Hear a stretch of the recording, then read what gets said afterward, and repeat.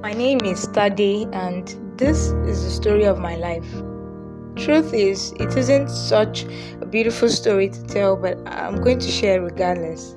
The story of how God found me and gave me a new name. My life was literally shattered. I was broken, I was battered, I was traumatized. I grew up living in not so good environment or family.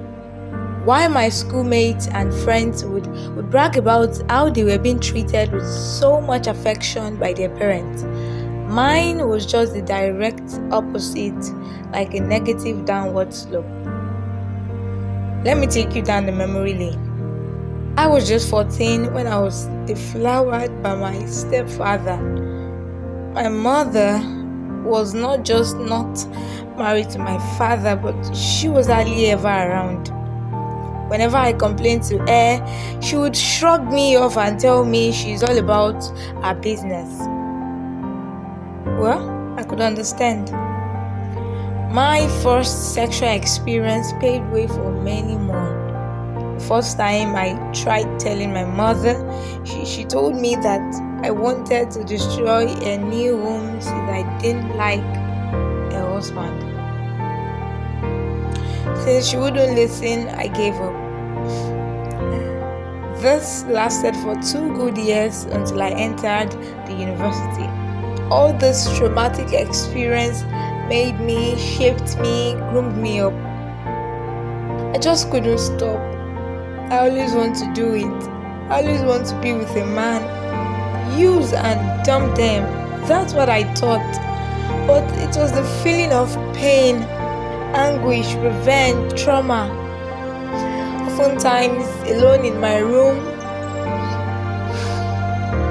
I would gnash my teeth together. I couldn't bear it. I couldn't just bear it anymore. I was tired and empty. So one fateful day, I saw a strange number calling my line. It was not a Nigerian number. At first, I was hesitant, but I eventually picked the call. Hello, who is on the line? There and then, I heard a still but powerful voice say to me, not like any I've heard before, your pain is taken away, it is finished. For you have not a high priest that is not touched with the feelings of your infirmity. I couldn't understand these words. I was shocked. I was caught aback. Tears began to roll down from my eyes. Okay, he continued. For you, I came to die. I was beaten for your sake. For you, I wore the crown of thorns.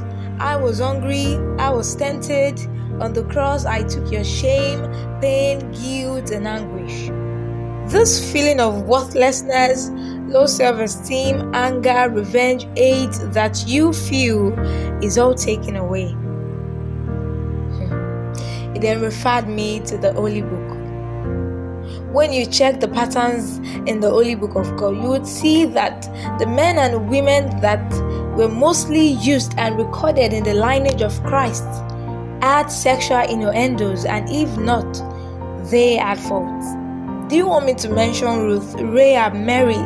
Yes, she was a virgin yet pregnant. The woman who had 5 husbands who eventually became an evangelist. The tax collector, David, the prostitute who tried seducing Jesus but whose life never remained the same. The plan I have for you is of good and not of evil, to give you an expected end. Your weakness, your faults, your imperfections does not hinder the workings of God in your life. In fact, He uses the weakest of men. Why men judge and write you off, I say you are redeemed. You have a new name, redeemed. Now you are a chosen. You are set apart. You are a royal priesthood. For once you were in darkness, now you are in the light. You are a city set upon a hill that cannot be hidden.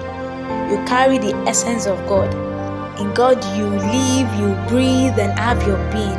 And guess what? You do not have a past. For in the agenda of God, your life started right when you gave your life to Christ. Now when you look at yourself in the mirror, I want you to see ẹni tí ẹ̀mí Ọlọ́run gbé wọ̀, ẹni tí Ọlọ́run ṣe lógo, ẹni tí Ọlọ́run dá lọ́lá.